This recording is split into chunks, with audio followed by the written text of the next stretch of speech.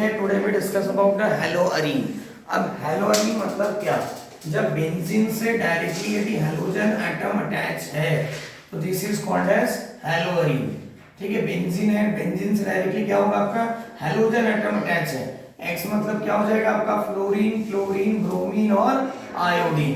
ठीक है, ये सब हेलोजेंस है और halogens are highly electronegative elements. अब क्या हो जाएगा, बेंजीन के ऑल द कार्बन का जो हाइब्रिडेशन रहता है वो क्या रहता है आपका sp2। जब sp2 टाइप ऑफ हाइब्रिडेशन रहेगा तो जियोमेट्री क्या रहती है, ट्राइगोनल प्लेनर, और बॉन्ड एंगल क्या हो जाएगा आपका 120 डिग्री। अब इसमें क्या हो जाएगा, जैसे अपन देखते हैं बेंजीन के ऊपर डायरेक्टली यदि Cl अटैच है तो this is called as chlorobenzene. क्या बोलेंगे इसको, क्लोरोबेंजीन। वैसे यदि बेंजीन से क्या होगा आपका Br अटैच है तो this is called as bromobenzene. अब इसमें अपन देखते हैं यदि बेंजीन के ऊपर CH2 ग्रुप है तो this is called as benzyl. क्या बोलते हैं इसको, बेंजाइल। और इस पे यदि हेलोजन अटैच है तो this is called as benzyl chloride. तो ये बेंजाइल क्लोराइड का नाम आपको थोड़ा ध्यान में रखना है। बेंजाइल मतलब होता है बेंजीन के ऊपर CH3 ग्रुप है तो this is called as toluene, और टॉलिन में से यदि एक हाइड्रोजन रिप्लेस करोगे उसके जगह कोई दूसरा ग्रुप आ जाएगा तो this is called as benzyl. Cl आ गया तो क्या बोलेंगे उसको, बेंजाइल क्लोराइड। और in which chlorine atom is attached to sp3 hybridized carbon atom. इसका हाइब्रिडेशन क्या रहेगा आपका sp3। अब सपोज बेंजीन पे दो हाइड्रोजन एटम अटैच है ना, ये सपोज Cl है और यहाँ पे भी Cl है। ये कौन सी पोजीशन है, इसके अकॉर्डिंग देखेंगे तो दिस इज ऑर्थो पोजीशन।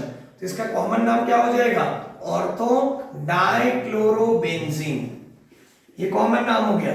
और आइपेक्ट में यदि बात करेंगे तो 1 और 2, तो नाम क्या हो जाएगा 1,2 डाइक्लोरोबेंजीन। ऐसे अपन क्या कर सकते हैं, नोमेनक्लेचर कर सकते हैं।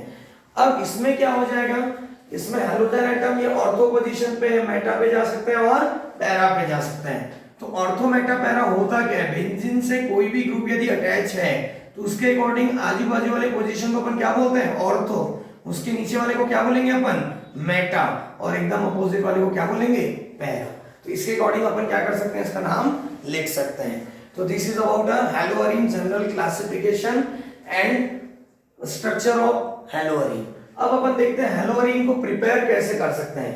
तो हेलोअरीन की कुछ प्रिपरेशन मेथड है जो अपन फोकस करते हैं। सबसे पहले प्रिपरेशन मेथड है फ्रॉम बेंजीन। क्या करेंगे अपन, बेंजीन से कैसे बनाएंगे, तो इस मेथड को अपन बोलते हैं हेलोजिनेशन।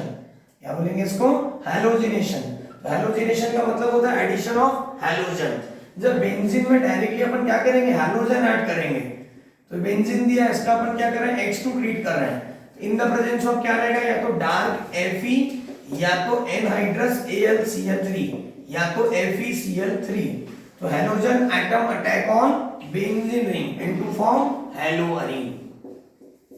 याद रखना, जब halogenation in the presence of dark condition में होता है या तो एनहाइड्रस AlCl3 में होता है तो halogen attack on sp2 carbon atom. यहां पर अटैक करेगा आपका sp2 कार्बन एटम में। सेम अपन देखते हैं जनरली यहाँ पे जो हेलोजन रहेगा ये कौन सा रहेंगे, यहाँ पे क्लोरीन या तो ब्रोमीन। फ्लोरीन और आयोडीन यूज नहीं करते हैं बिकॉज फ्लोरीन क्या रहता है, बहुत ज्यादा एक्सप्लोसिव है, और आयोडीन का साइज बड़ा होने के कारण रिएक्शन क्या हो जाती है, रिवर्सिबल हो जाती है, इसलिए अपन यूज नहीं करते हैं। अब देखते हैं बेंजीन का यदि आपने क्लोरीनेशन किया, Cl2 डाला, इन the presence of dark Fe लिखा तो भी चलेगा, या तो अपन क्या करेंगे एनहाइड्रस AlCl3 या तो FeCl3। तो बेंजीन पे कौन अटैक हो जाएगा आपका, क्लोरीन एटम। तो this reaction is called as halogenation. और ये जो रिएक्शन है ये कौन सा मैकेनिज्म फॉलो कर रहा है आपका, इलेक्ट्रोफिलिक सब्स्टिट्यूशन रिएक्शन। कौन सा मैकेनिज्म फॉलो कर रहा है, electrophilic substitution reaction, because electrophile attack on the ring and to form a substituted product.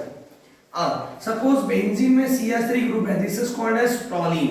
अब टॉलिन का यदि आपने क्लोरीनेशन किया in the presence of anhydrous AlCl3 या तो FeCl3।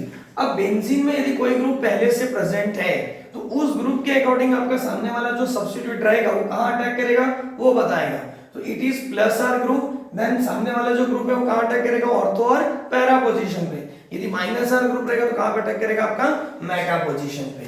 तो इसमें क्या हो जाएगा, हेलोजन CH3 ग्रुप क्या है आपका, प्लस आर ग्रुप है, तो इसके अकॉर्डिंग जो क्लोरीन जाएगा वो कहां पे जाएगा, ऑर्थो और पैरा पोजीशन में, और इसमें भी जो पैरा वाला प्रोडक्ट रहता है वो क्या रहेगा आपका major, due to crystal lattice symmetrical structure.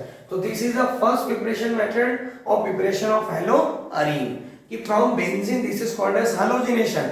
Benzene का डायरेक्टली आपने हैलोजिनेशन किया in the presence of dark Fe और एनहाइड्रस AlCl3 टू फॉर्म हैलोअरीन।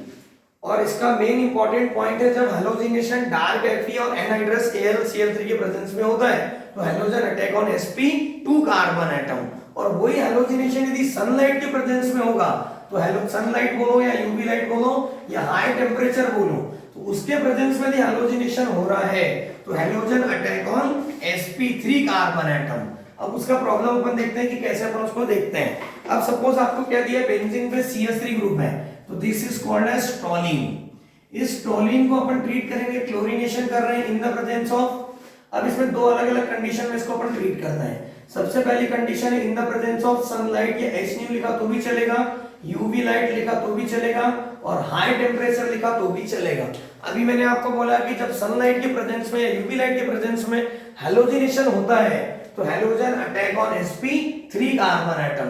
तो बेंजीन के ऑल द कार्बन क्या है आपका sp2 हाइब्रिडाइज है, और ऊपर जो CH3 है दिस इज sp3 हाइब्रिडाइज, उसका H रिप्लेस होकर क्या हो जाएगा आपका Cl आ जाएगा। तो there is a formation of benzyl chloride. अब यही वाली रिएक्शन यदि अपन क्या कर रहे हैं यूवी लाइट के प्रेजेंस में, पहला तो वो यूवी लाइट वाला हो गया, अब दूसरा आता है आपका डार्क Fe के प्रेजेंस में करेंगे। डार्क Fe या तो एनहाइड्रस AlCl3, तो इसमें जब हैलोजिनेशन होगा तो halogen attack on sp2 carbon atom. अब बेंजीन में पहले से कोई ग्रुप प्रेजेंट है तो वो बताएगा कि सामने वाला ग्रुप कहां पे सब्स्टिट्यूट होगा। तो यहाँ पे जो CH3 ग्रुप है it is ortho para directing, तो हैलोजन अटैक ऑन ऑर्थो और पैरा प्रोडक्ट, तो we get mixture of product ortho and para.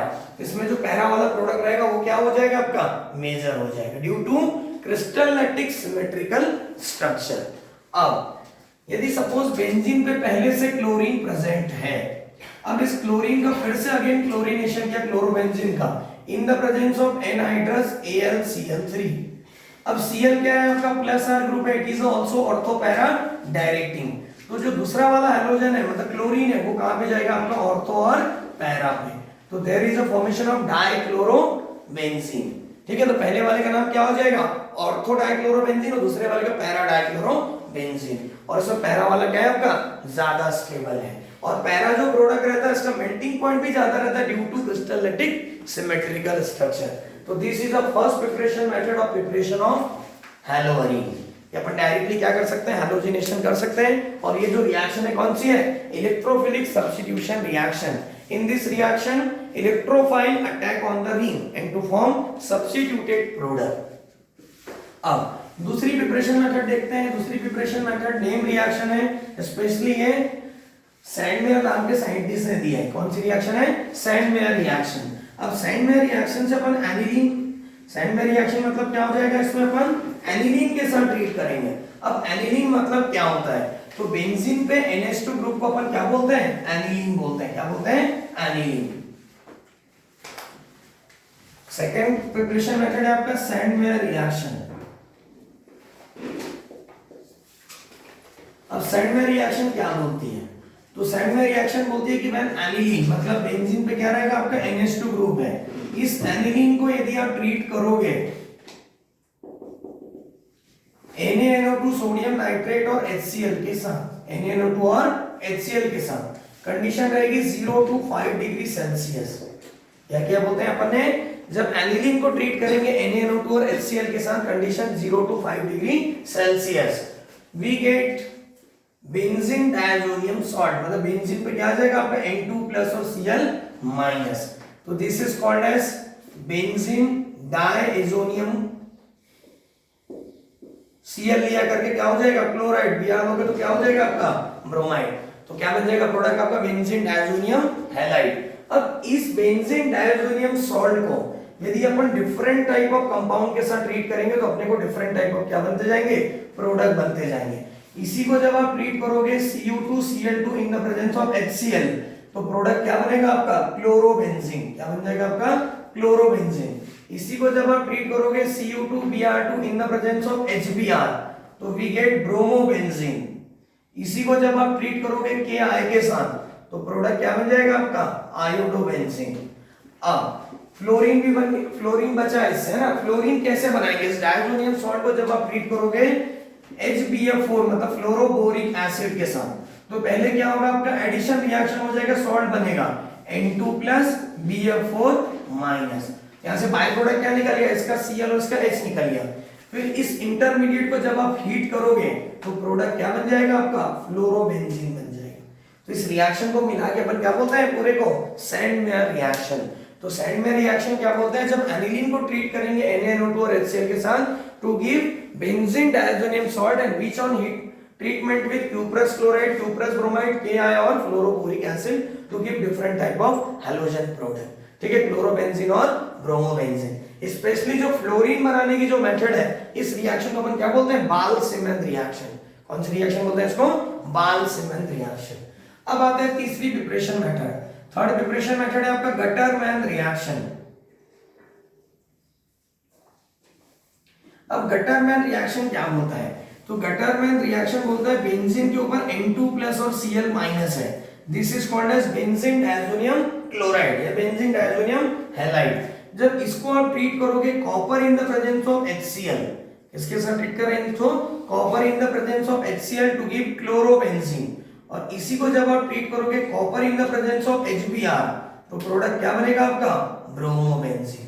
अब इसमें क्या हो रहा है, सैंडमेयर रिएक्शन और इसमें फर्क क्या है, तो इसमें जो गटरमैन नाम के साइंटिस्ट हैं उन्होंने क्या किया, कैटलिस्ट चेंज कर दिया, प्रोडक्ट वही बन रहा है, रिएक्टेंट भी वही है, बट ओनली क्या चेंज है आपका, कैटलिस्ट चेंज है। तो इस रिएक्शन को अपन क्या बोलते हैं, गटरमैन रिएक्शन। चौथी प्रिपरेशन मेथड है बोरोडीन हंस-डीकर रिएक्शन।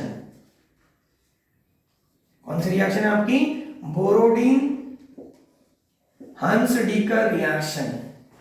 अब बोरोडीन हंस-डीकर रिएक्शन क्या बोलता है, silver salt of benzoic acid.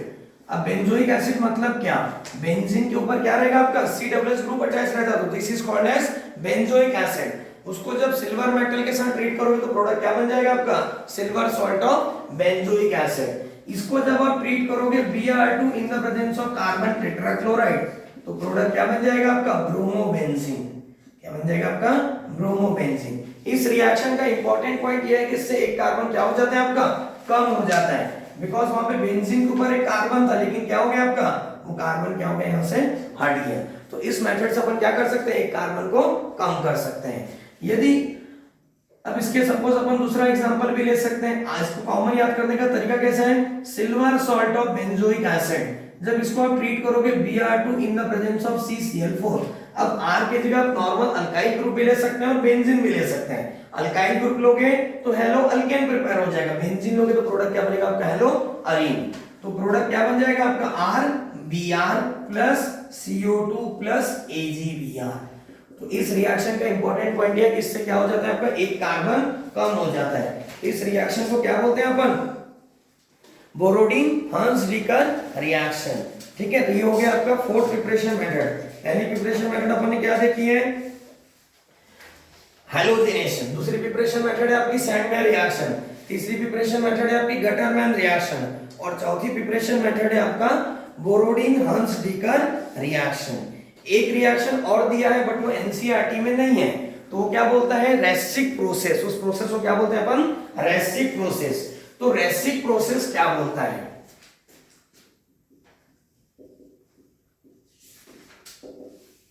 तो रेस्टिक मेथड बोलता है कि जब अपन क्या करेंगे बेंजीन को किसके साथ ट्रीट करेंगे, अपन क्या करना है इसमें रेस्टिक प्रोसेस में बेंजीन को जब HCl और ऑक्सीजन के साथ ट्रीट करेंगे, क्या कर रहे हैं अपन इसको बेंजीन को HCl प्लस ऑक्सीजन के साथ जब इसको ट्रीट करते हैं in the presence of CuCl2 to give chlorobenzene. क्या बनता है प्रोडक्ट इससे क्लोरोबेंजीन। एक्चुअली क्या है ये रिएक्शन आपको एनसीईआरटी में दिया नहीं है, ठीक है, तो इसको अपन जनरली कन्वर्जन में यूज नहीं करते हैं। ठीक है, यहां तक क्लियर है सबको। तो this is about preparation method of haloarene. तो टोटल कितने प्रिपरेशन मेथड है, मेनली 4 प्रिपरेशन मेथड है और लास्ट वाली रेस्टिक प्रोसेस। अब इसके बाद अपन देखते हैं फिजिकल प्रॉपर्टीज ऑफ हेलोअरीन। अब फिजिकल प्रॉपर्टीज में क्या होता है, तो फिजिकल प्रॉपर्टीज में अपन क्या करते हैं इसका फिजिकल नेचर देखेंगे। तो जो हेलोअरीन्स रहते हैं ये क्या रहते हैं वाटर में स्प्रेंगली सोल्यूबल रहेंगे, मतलब वाटर में सॉल्युबल नहीं। अपन ने पहले भी डिस्कस किया है कि कार्बन चेन जैसे जैसे बढ़ेगी वैसे वैसे सॉल्युबिलिटी क्या हो जाती है, कम हो जाती है ना, एक पॉइंट। दूसरा अपन ने पढ़ा था कोई भी चीज यदि वाटर में सॉल्युबल है, ऑर्गेनिक कंपाउंड स्पेशली, तो उसका मेन रीजन क्या रहता है आपका, हाइड्रोजन बॉन्ड। क्या रहता है, हाइड्रोजन बॉन्ड। तो हाइड्रोजन बॉन्ड क्या रहता है आपका कि कोई भी एक मॉलिक्यूल्स का हाइड्रोजन और दूसरे मॉलिक्यूल्स का हाईली इलेक्ट्रोनेगेटिव एलिमेंट्स जब क्या करता है आपका एक बॉन्ड बनाता है, उस बॉन्ड को अपन क्या बोलते हैं, hydrogen bond. It is represented by dotted line. तो कोई भी मॉलिक्यूल यदि वाटर के साथ हाइड्रोजन बॉन्ड बनाता है तो it is soluble in water. तो जो हैलोअरीन्स रहता है ये क्या रहते हैं आपके, कलरलेस रहेंगे, क्रिस्टलिन सॉलिड रहते हैं, इनसॉल्युबल इन वाटर और हैवियर देन वाटर। ठीक है, अब आता है आपका बॉइलिंग पॉइंट। तो बॉइलिंग पॉइंट अपन ने पहले भी डिस्कस किया, molecular mass increases, boiling point increases. जैसे जैसे मॉलिक्यूलर मास बढ़ते जाएगा बॉइलिंग पॉइंट क्या होता जाएगा आपका, बढ़ते जाएगा। अब जो हैलोअरीन्स है, मतलब बेंजीन के ऊपर हैलोजन एटम अटैच है, ये कौन सा ग्रुप है आपका, प्लस आर। तो प्लस आर ग्रुप कौन सी रिएक्शन दिखाते हैं, it is a ortho para directing for electrophile. जो इलेक्ट्रोफाइल अटैक करेगा वो कहां पे अटैक करेगा, इनके ऑर्थो और पैरा पोजीशन पे। ठीक है, अब इसके अपन क्या देखते हैं, ये हो गया जनरल फिजिकल प्रॉपर्टीज। अब अपन देखते हैं केमिकल प्रॉपर्टीज। तो केमिकल प्रॉपर्टीज में जो हैलोअरीन्स है, मतलब बेंजीन के ऊपर डायरेक्टली हैलोजन एटम अटैच है, अपन यहां पे क्या ले लेते हैं, क्लोरीन। अब जैसे अपन ने हैलो अल्केन में डिस्कस किया था कि हैलो अल्केन कितने प्रकार के रिएक्शन दिखाते हैं, मेनली 4। सबसे पहले कौन सी थी आपकी, न्यूक्लियोफिलिक सब्स्टिट्यूशन रिएक्शन, दूसरा रिएक्शन विद मेटल, तीसरा एलिमिनेशन रिएक्शन और चौथा रिडक्शन। तो वैसे ये भी पूरे रिएक्शन दिखाना चाहिए, यहाँ पे बस आर की जगह क्या है, बेंजीन है। लेकिन हैलोअरीन्स आर, यहाँ पे सबसे पहले रिएक्शन अपन बात करते हैं न्यूक्लियोफिलिक सब्स्टिट्यूशन रिएक्शन। कौन सी रिएक्शन है आपकी, न्यूक्लियोफिलिक सब्स्टिट्यूशन रिएक्शन। तो haloarenes are less reactive towards nucleophilic substitution reaction. ये जैसे हैलो अल्केन 7-8 रिएक्शन दिखा रहे थे, लेकिन ये इनके 2-3 ही रिएक्शन दिखाता है बस। क्यों, उसका रीजन अपन देखते हैं। सबसे पहला पॉइंट आता है यहाँ पे बेंजीन है, और वहां पे क्या था, नॉर्मल कार्बन चेन था, और जिसमें भी एरोमेटिक रिंग प्रेजेंट है दे फॉर्म रेजोनेंस। क्या बनाएंगे आपका, रेजोनेंस। और कोई भी कंपाउंड यदि रेजोनेंस बनाता है तो it is more stable then other. तो यदि क्लोरोबेंजीन क्या होता है आपका, यदि अपन क्लोरोबेंजीन के बारे में बात करें, hydrogen atom having 3 lone pair, कितने लोन पेयर है उसके पास, 3। तो ये लोन पेयर के थ्रू क्या बनाएगा आपका, रेजोनेंस ड्रॉ करेगा। और कोई भी चीज रेजोनेंस दिखाता है तो इट इज स्टेबल, तो इसकी रिएक्टिविटी क्या हो जाती है, कम हो जाती है। सबसे पहला पॉइंट। दूसरा पॉइंट आता है आपका difference in hybridisation. Difference in hybridisation. अब क्लोरोबेंजीन है या हेलोबेंजीन ले लो, और दूसरा क्या लेते हैं अपन, हेलो अल्केन। अब इन दोनों में फर्क क्या है, इसमें इस कार्बन का हाइब्रिडेशन क्या रहेगा आपका, sp2, और इसमें इस कार्बन का हाइब्रिडेशन क्या रहता है आपका, sp3। तो दोनों के हाइब्रिडेशन में भी डिफरेंस है। अब यहाँ पे अपन बात करते हैं s करेक्टर और p करेक्टर। जब sp2 है तो sp2 में s एक भाग है और p कितने भाग है, 2 भाग। तो s का परसेंटेज कितना आएगा, 33.3, और p का कितना आएगा, 66.6। और इसमें s1 पार्ट है, p कितने पार्ट है, 3। तो क्या हो जाएगा आपका 25 और 75। तो अपन ने पहले भी डिस्कस किया हुआ है कि s करेक्टर जितना ज्यादा रहेगा कार्बन उतना ज्यादा क्या रहेगा, इलेक्ट्रोनेगेटिव रहेगा। तो कार्बन इलेक्ट्रोनेगेटिव हो गया तो हाइड्रोजन उसके लोन पेयर को डोनेट करेगा तो बॉन्ड स्ट्रांग हो जाएगा, तो जल्दी टूटेगा नहीं। तो that is the second point, difference in hybridisation. तीसरा पॉइंट आता है आपका पोलैरिटी। तीसरा पॉइंट क्या आता है आपका, पोलैरिटी। अब बेंजीन पे डायरेक्टली क्या है, हाइड्रोजन एटम अटैच है, और इसमें कार्बन पे क्या है आपका, हाइड्रोजन एटम अटैच है। अभी अपन ने डिस्कस किया था कि जो इसमें कार्बन का हाइब्रिडेशन sp2 है, तो this carbon is more electronegative as compared to halo alkane. तो ये बॉन्ड क्या हो जाएगा, उतना ज्यादा पोलर नहीं होगा, बॉन्ड स्ट्रांग हो जाएगा तो जल्दी टूटेगा नहीं। But in this case polarity ज्यादा हो जाएगी क्योंकि हाइड्रोजन आर मोर इलेक्ट्रोनेगेटिव, तो बॉन्ड लेके चला जाएगा, कार्बन पे कौन सा चार्ज आ जाएगा आपका, पॉजिटिव चार्ज। ठीक है, ये मतलब तीसरा और दूसरा पॉइंट नियर अबाउट सेम ही है। अब चौथा पॉइंट आता है आपका instability of phenyl cation. Instability of phenyl cation. जब बेंजीन ब्रांच में रहता है तो उसको अपन क्या बोलते हैं, फिनाइल बोलते हैं। सपोज अपन ने लिया क्लोरोबेंजीन, इस क्लोरोबेंजीन में सपोज क्लोरीन वो बॉन्ड को लेके चला भी गया, तो बेंजीन पे कौन सा चार्ज आ जाएगा आपका, पॉजिटिव चार्ज आएगा। कौन सा चार्ज आएगा? Positive charge. और Cl क्या बन जाएगा यहाँ पे? नेगेटिव। तो this is called as phenyl cation, है ना। बेंजीन पे पॉजिटिव चार्ज है तो ये अनस्टेबल है। क्या रहता है आपका? अनस्टेबल। अब वो यदि हेलो अल्केन में बात करेंगे तो हेलोजन यदि बॉन्ड लेके चला जाता है तो R पे कौन सा चार्ज आएगा? प्लस, और X पे कौन सा चार्ज आएगा? Minus. There is a formation of carbocation and carbocation is more stable. The stability of carbocation is 3 degree, then 2 degree, then 1 degree, then methyl carbocation. ठीक है, it is stable and it is unstable. So पांचवा point आता है आपका benzene में क्या है आपका? अल्टरनेट सिंगल और डबल बॉन्ड है ना। अल्टरनेट सिंगल और डबल बॉन्ड है तो it is electron rich species. क्या है आपका? इलेक्ट्रॉन रिच है। अब इलेक्ट्रॉन रिच है तो इसमें अपन क्या अटैक करा रहे हैं? न्यूक्लियोफाइल। न्यूक्लियोफाइल मतलब क्या? That carries negative charge. वो खुद भी इलेक्ट्रॉन रिच है।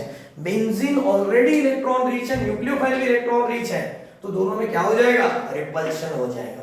करके ये 5 मेन पॉइंट है जिससे halogens are less reactive towards nucleophilic substitution reaction. ये आपको बोर्ड में भी क्वेश्चन आता है, why the halogens are less reactive towards nucleophilic substitution reaction. तो आपको यदि 2 मार्क का आता है तो थोड़ा डिटेल में लिखने का, 1 मार्क के लिए आता है तो ओनली पॉइंट पॉइंट लिखने का है। ठीक है, अब यहाँ पे वर्ड ऐसा यूज किया है लेस रिएक्टिव, ऐसा नहीं बोला है कि अनरिएक्टिव, है ना, लेस रिएक्टिव बोला है। तो कुछ ना कुछ 1 2 3 रिएक्शन ये दिखाता है तो अपन अभी देखते हैं। अब सबसे पहले क्या करेंगे? इस हेलोअरीन को अपन ट्रीट करेंगे, हाइड्रोलिसिस करेंगे। क्या करेंगे अपन? हाइड्रोलिसिस।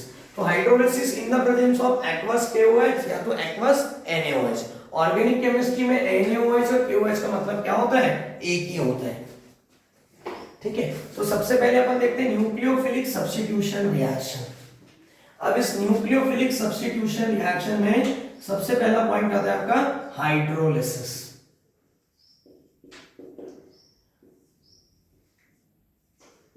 अब अपन ने क्लोरोबेंजीन ले लिया या ब्रोमोबेंजीन भी ले सकते हैं। जब इसको आप ट्रीट करोगे एक्वस KOH के साथ या एक्वस NaOH के साथ, अभी अपन ने पढ़ा it is a less reactive. अब लेस रिएक्टिव तो जल्दी तो रिएक्ट करेगा नहीं, तो इसमें कुछ ना कुछ आपको कंडीशन लगाना पड़ेगा। तो कंडीशन क्या है? 623 केल्विन और 300 ATM। क्या होता है? जब क्लोरोबेंजीन को अपन ट्रीट करेंगे किसके साथ? 623 केल्विन और 300 ATM के साथ, तो प्रोडक्ट क्या बन जाएगा आपका? Cl हट के वहां पे क्या आ जाएगा आपका? OH आ जाएगा। तो there is a formation of phenol.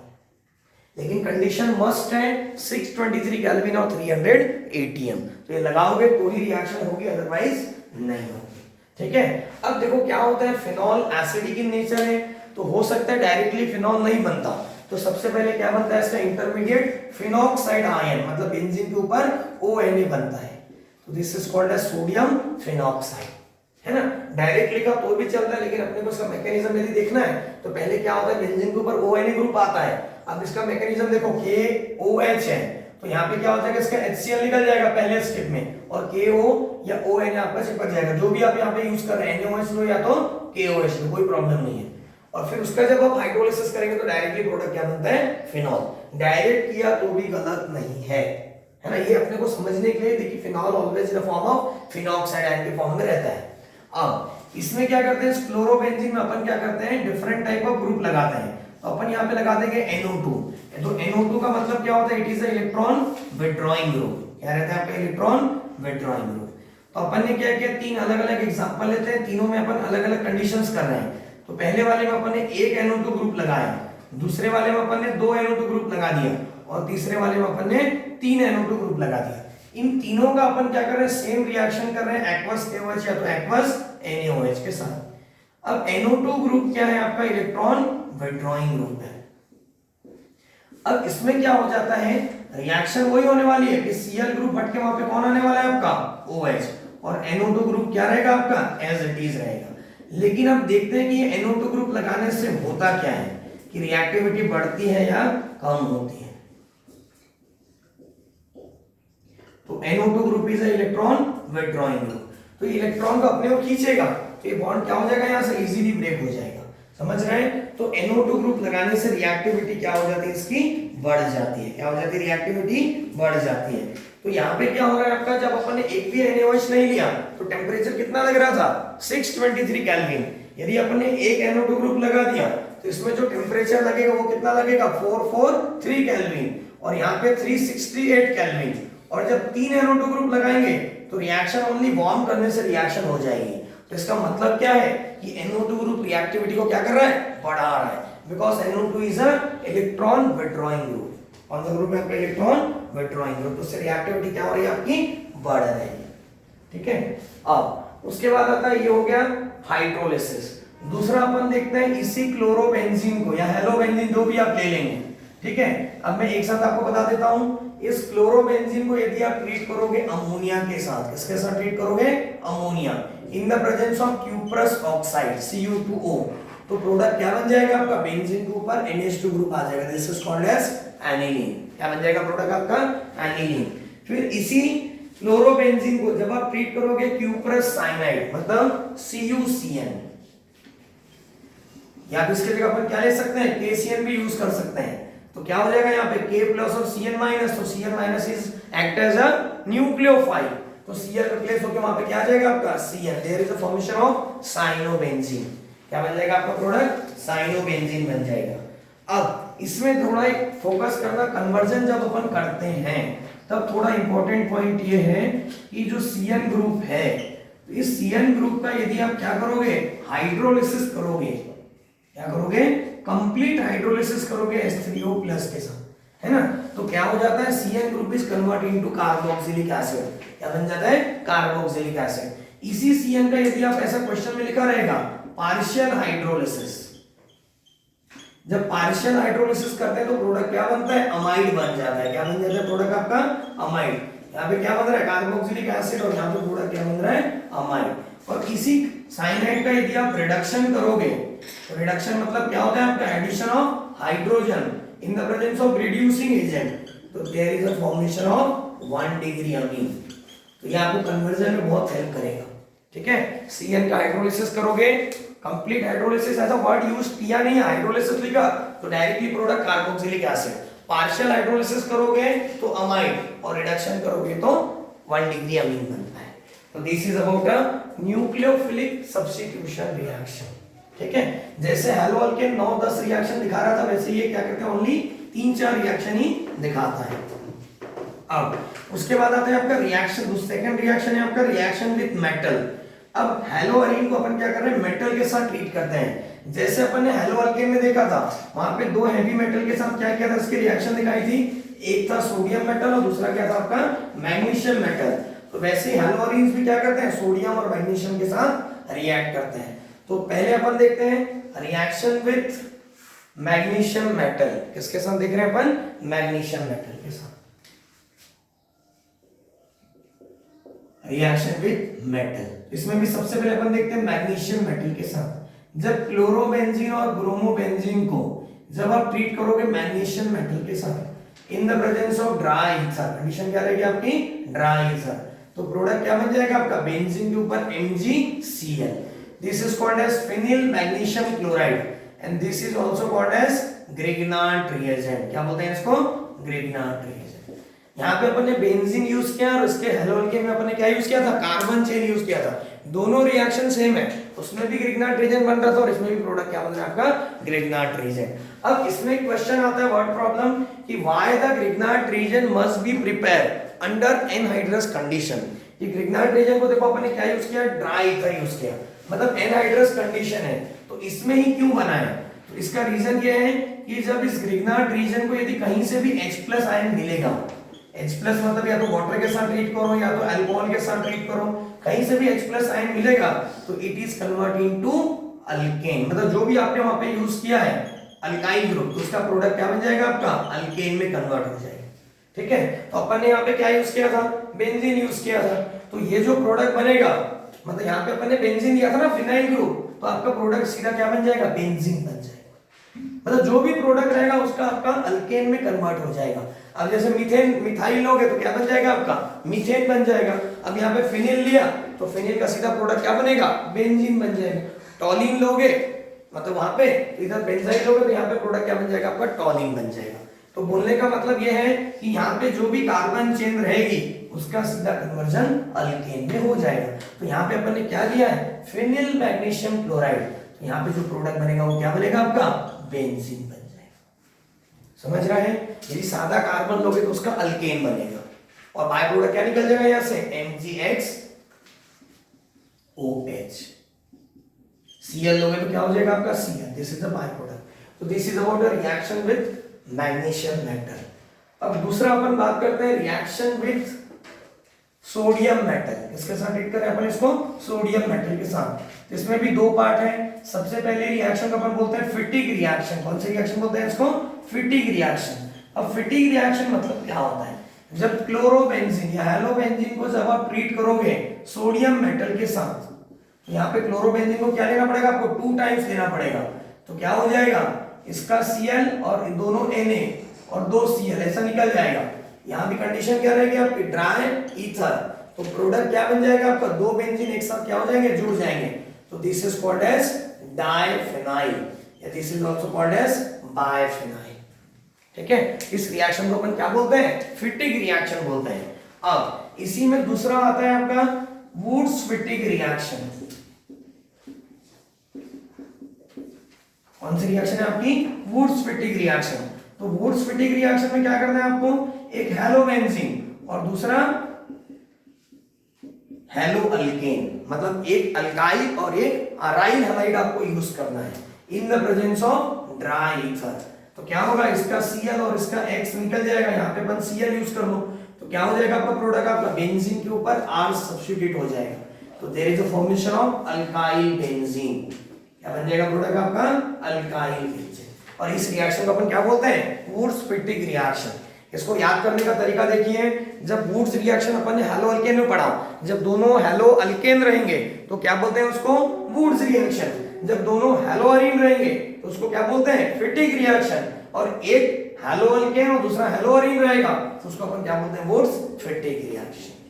ठीक है, तो ये 3 है जिसमें क्या हो जाता है, कार्बन चेन वुड्स में डबल हो जाता है। वुड्स फिटिक में 2 बेंजीन एक साथ फ्यूज हो जाते हैं, मतलब जुड़ जाते हैं। और वुड्स फिटिक में बेंजीन के ऊपर अल्काइल ग्रुप आ जाता है। सपोज आपको क्वेश्चन आ गया कि क्लोरोबेंजीन से टॉलिन कैसे बनाना है, तो क्लोरोबेंजीन से टॉलिन क्या करोगे आप, क्लोरोबेंजीन को जब आप किसके साथ ट्रीट करोगे, CH3Cl के साथ, तो प्रोडक्ट क्या बन जाएगा आपका, टॉलिन बन जाएगा। तो कौन सी रिएक्शन करना पड़ेगा आपको वहां पे, वुड्स फिटिक। तो ऐसे कन्वर्जन में रिएक्शन आपको काम आता है। ठीक है, तीसरा, अब तीसरा क्या होता है आपका, उल्मान रिएक्शन। ये स्पेशली किसके साथ है आपका, आयोडीन के साथ बताया है।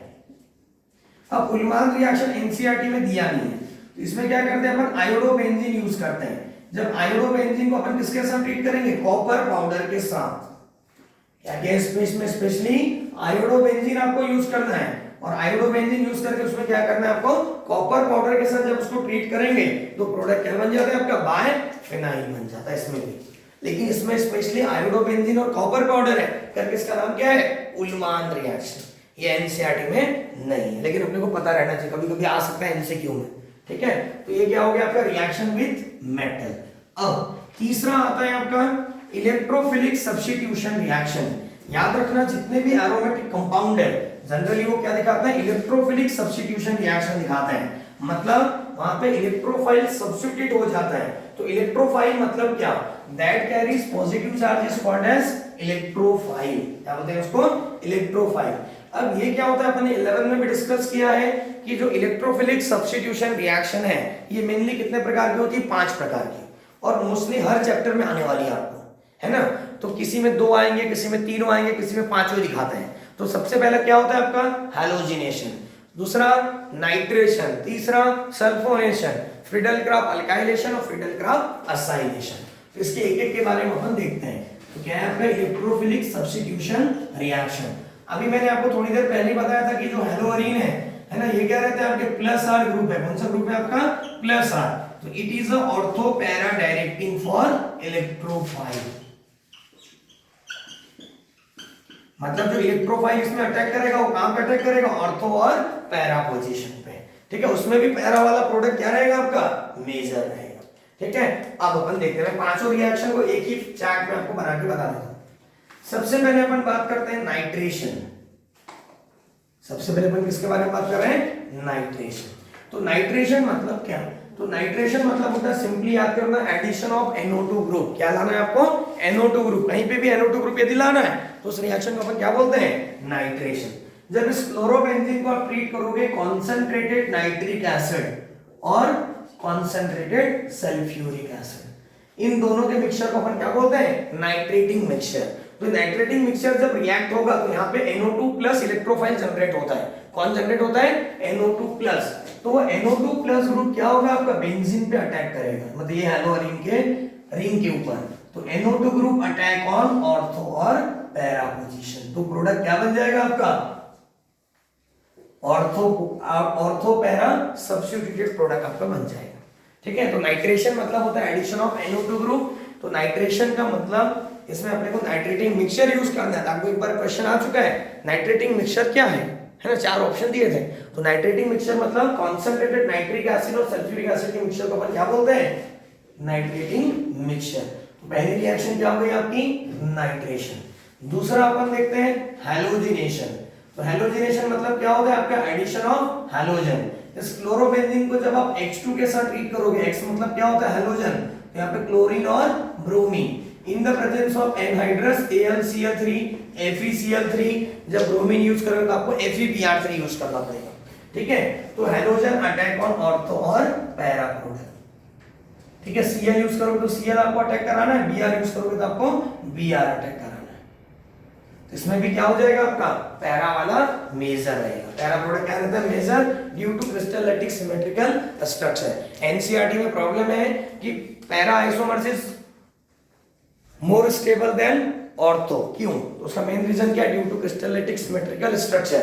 पैरा का मेल्टिंग पॉइंट ज्यादा क्यों है? क्यों? उसका भी रीजन वही है, due to crystal lattice symmetrical structure. तो this is about a halogenation. तीसरी रिएक्शन देखते हैं अपन, सल्फोनेशन। सल्फोनेशन मतलब होता है एडिशन ऑफ सल्फोनिल ग्रुप। जब इसको आप ट्रीट करोगे कॉन्सेंट्रेटेड सल्फ्यूरिक एसिड के साथ। अब कॉन्सेंट्रेटेड सल्फ्यूरिक एसिड की जगह अपन क्या यूज कर सकते हैं? यहाँ पे ओलियम भी यूज कर सकते हैं। क्या यूज कर सकते हैं? ओलियम। तो ओलियम का फॉर्मूला क्या होता है? H2H2O7। It is a dimer of concentrated sulphuric acid.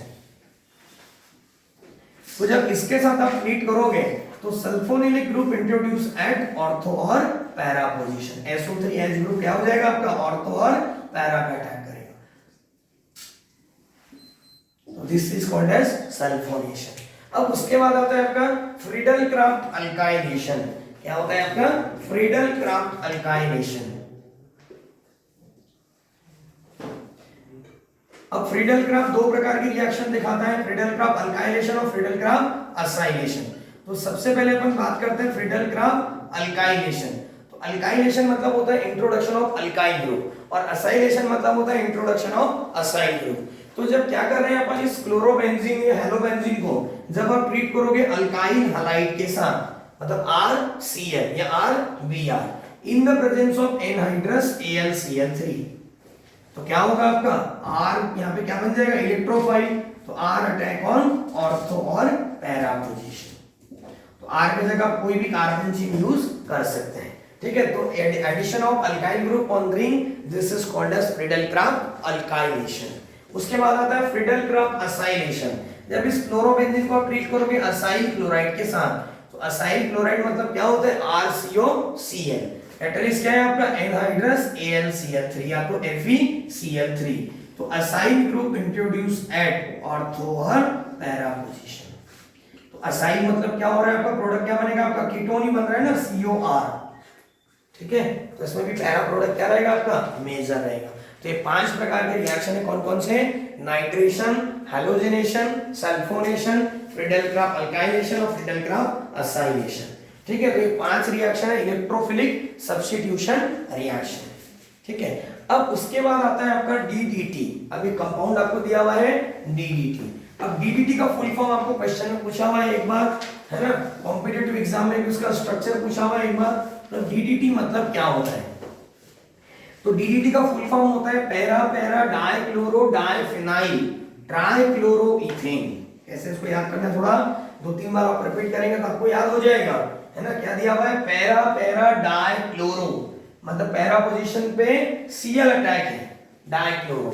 Diphenyl मतलब 2 बेंजीन रिंग है, ट्राइक्लोरो मतलब 3 क्लोरीन है, और इथेन, इथेन मतलब 2 कार्बन है। तो ये DDT मतलब होता क्या है, तो अपन देखते हैं DDT का फुल फॉर्म है आपका para para dichloro diphenyl trichloro ethane. पहले तो सिंपली अपन इसका स्ट्रक्चर बनाते हैं। अब देखो पेरेंट कार्बन चेन कितने की, 2 कार्बन के दिख रहे हैं वहां पे इथेन। इथेन मतलब आप क्या करेंगे, 2 कार्बन ड्रॉ कर दीजिए। पैरा पैरा डाइक्लोरो डाइफिनाइल मतलब एक कार्बन के साथ 2 बेंजीन रिंग अटैच है और उस 2 बेंजीन के पैरा पोजीशन पे क्या है आपका Cl अटैक है, तो इसको अपन क्या बोलेंगे पैरा पैरा डाइक्लोरो डाइफिनाइल। फिर पहले वाले कार्बन पे क्या दिया आपको 3 क्लोरीन अटैच है और यहाँ पे 1 H। तो this is the structure of DDT। हो गया। अब DDT को बनाते कैसे हैं, तो एक्चुअली एनसीईआरटी में DDT की प्रिपरेशन मेथड नहीं दी है ना, लेकिन अपन पढ़ लेते हैं। तो DDT को क्या करेंगे अपन, इसको ट्रीट करते हैं क्लोरोबेंजीन, 2 मोल्स ऑफ क्लोरोबेंजीन लेना है आपको। ये हो गया आपका क्लोरोबेंजीन। कितने मोल ऑफ क्लोरोबेंजीन लेना है आपको, 2 मोल ऑफ क्लोरोबेंजीन। मैं आपको स्ट्रक्चर ऐसा थोड़ा इलोंगेट करके दिखाता हूं, ठीक है। ये हो गया क्लोरोबेंजीन प्लस इसको आपको ट्रीट करना है क्लोरल के साथ। अब क्लोरल मतलब क्या, तो क्लोरल मतलब होता है जैसे एसिड एल्डिहाइड रहता है CH3CHO है ना, तो एसिड एल्डिहाइड के दोनों जो कार्बन है उस एक कार्बन के तीनों हाइड्रोजन को रिप्लेस करके वहां पे क्या लगा देंगे अपन Cl3 लगा देंगे। तो this is the structure is called as chloral. क्या बोलते हैं इसको, क्लोरल। 1 मोल ऑफ क्लोरल आपको यूज करना है। अब इसका जो यहाँ पे रहेगा बेंजीन के हर एक कार्बन पे क्या रहता है आपका हाइड्रोजन, इसके दोनों के एक हाइड्रोजन और इसका ऑक्सीजन यहाँ से निकल जाएगा। जब इसको आप ट्रीट करेंगे किसके साथ, कॉन्सेंट्रेटेड सल्फ्यूरिक एसिड के साथ, तो यहाँ से क्या हो जाएगा आपका लॉस ऑफ वाटर मॉलिक्यूल्स और इस कार्बन से दोनों बेंजीन क्या हो जाएंगे आपके, जुड़ जाएंगे। तो स्ट्रक्चर क्या होगा देखिए, ये कार्बन है, इसके पास हाइड्रोजन है और ये दोनों बेंजीन आके यहाँ से क्या हो रहे हैं आपके अटैक हो रहे हैं, ठीक है। और पहले वाले कार्बन पे क्या है आपके 3 क्लोरीन है। तो this is called as DDT। अब DDT क्या काम आता है, तो DDT का जो आईयूपीएक नेम है वो क्या रहता है आपका 2,2,20 है ना, 4 क्लोरोफिनाइल 1,1,1 ट्राइक्लोरोइथेन। नंबरिंग अपन यहां से करेंगे 1 2, यहां पे क्या हो जाएगा 1 डैश 2 डैश 3 डैश 4 डैश, फिर से 1 dash 2 dash 3 dash 4 dash. Branch पे ब्रांच है, तो ब्रांच पे ब्रांच है तो क्या करना पड़ेगा आपको, उसको ब्रैकेट में लिखना पड़ेगा। तो आईयूपीएक नेम क्या हो जाएगा इसका 2,2, मतलब 2 पे है ना 2,2। जब बेंजीन रिंग 2 बार रहता है तो क्या लगाते हैं उसको अपन 20 लगाते हैं, ठीक है। जब बेंजीन रिंग 2 टाइम्स लगा तो क्या लगाना पड़ेगा आपको 20। अब इसके 4 डैश पोजीशन पे क्या है आपका क्लोरो प्रेजेंट है, तो 4 क्लोरोफिनाइल। जब बेंजीन ब्रांच पे रहता है तो क्या बोलते हैं उसको, फिनाइल बोलते हैं। फिर 1 पे 3 क्लोरीन है तो नाम क्या हो जाएगा आपका 1,1,1 3 बार ऐड करके try chloro ethane. Parent chain कितने की, 2 कार्बन की। तो this is the IUPAC name of DDT। हो गया क्लियर, तो दिस इज अबाउट DDT। अब उसके ये क्या काम आता है, it is used as a insecticide. Actually पहले क्या करते थे, पहले वो कबाड़ मतलब बांस के घर रहते थे, उसमें क्या दीमक जल्दी लगता था, वहां पे स्प्रे करते थे, लेकिन अभी इस पे क्या आ गया, बैन आ गया। तो दिस इज अबाउट DDT। अब थोड़ा सा कुछ आपको क्या दिया, पॉलीहेलोजन कंपाउंड आपको दिया हुआ है। तो पॉलीहेलोजन कंपाउंड में आपको एनसीईआरटी में पीछे थ्योरी दी है एक पन्ने में है ना, CH Cl3 क्लोरो फॉर्म है, फिर ब्रोमो फॉर्म है, फिर आयोडो फॉर्म है, कार्बन टेट्राक्लोराइड है। अब इसमें मेन इंपॉर्टेंट आपका है क्लोरोफॉर्म। क्या बात करते हैं अपन उसके बारे में, पहले क्लोरोफॉर्म। अब क्लोरोफॉर्म का फॉर्मूला क्या होता है, तो क्लोरोफॉर्म का फॉर्मूला होता है आपका CHCl3। पॉलीहेलोजन कंपाउंड में क्या हो जाएगा, अपन बात करते हैं CHCl3 के बारे में। This is called as chloroform. Chloroform क्या करते हैं, अपना एनेस्थीसिया के लिए यूज करते थे पहले, है ना, बेहोश करने के लिए। अब एक क्लोरोफॉर्म को इसमें क्वेश्चन क्या आता है, तो इसका क्वेश्चन आता है कि why the chloroform stored in dark colour bottle. इस क्लोरोफॉर्म को डार्क कलर बॉटल में क्यों रखते हैं, पहला क्वेश्चन। दूसरा क्वेश्चन आता है what happen when chloroform expose in sunlight. इस क्लोरोफॉर्म को यदि सनलाइट में लाएंगे तो क्या होता है, तो दोनों का आंसर एक ही है। तो देखो ये है आपका क्लोरोफॉर्म, जब इसको अपन क्या कर रहे हैं, ऑक्सीजन और सनलाइट के कांटेक्ट में लाते हैं, है ना, हाफ O2 प्लस H मतलब सनलाइट, है ना, या यूवी लाइट बोलो। तो इसके प्रेजेंस में जब लाते हैं तो प्रोडक्ट क्या बनता है आपका COCl2 प्लस HCl। इस COCl2 को अपन बोलते हैं फॉस्जीन। क्या बोलते हैं इसको? Phosgene. It is a poisonous gas, इसके कारण ये हार्मफुल है, ठीक है। और इसको केमिस्ट्री में इसका दूसरा नाम क्या है आपका? Carbonyl chloride. एक बार आपको ये भी क्वेश्चन आ चुका है, what happened when chloroform exposed in sunlight. वहां पे फॉस्जीन नहीं दिया, ऑप्शन में क्या था वहां पे? Carbonyl chloride. तो दोनों नाम आपको पता करना है ना। तो कार्बोनिल और Cl करके क्या हो गया ये? क्लोराइड। तो दोनों का आंसर सेम ही है, ये बोर्ड में भी आता है और कॉम्पिटिटिव एग्जाम में भी आता है। तो what happened when chloroform exposed in sunlight या why does chloroform stored in dark colour bottle. उसके बाद आता है कार्बन टेट्राक्लोराइड। अब इस कार्बन टेट्राक्लोराइड को क्या करते हैं अपन? It is used as a solvent, organic solvent है ये बहुत ज्यादा, और बहुत सारी रिएक्शन में क्या आता है? यूज है इसका। वैसे ही आता है आपका आयोडोफॉर्म। अब आयोडोफॉर्म मतलब क्या होता है? CHI3, ठीक है। तो आयोडोफॉर्म एक टेस्ट भी है, उसमें भी ये यूज होता है। Iodoform act as a antiseptic weapon use करते हैं, ठीक है। उसके बाद आता है क्लोरोफ्लोरोकार्बन, मतलब उसको अपन क्या बोलते हैं? फ्रियॉन।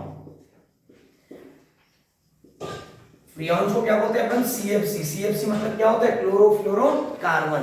तो क्लोरोफ्लोरोकार्बन जो भी आपके कूलेंट रहते हैं उसमें से क्या कौन सी गैस निकलती है?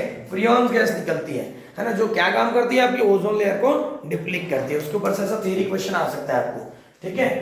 अब तो ये सब क्या है? आपके पॉलीहाइड्रोजन कंपाउंड आपको दिए हुए, जिनके बारे में आपको थोड़ी थ्योरी NCERT से रीड करना है, ठीक है।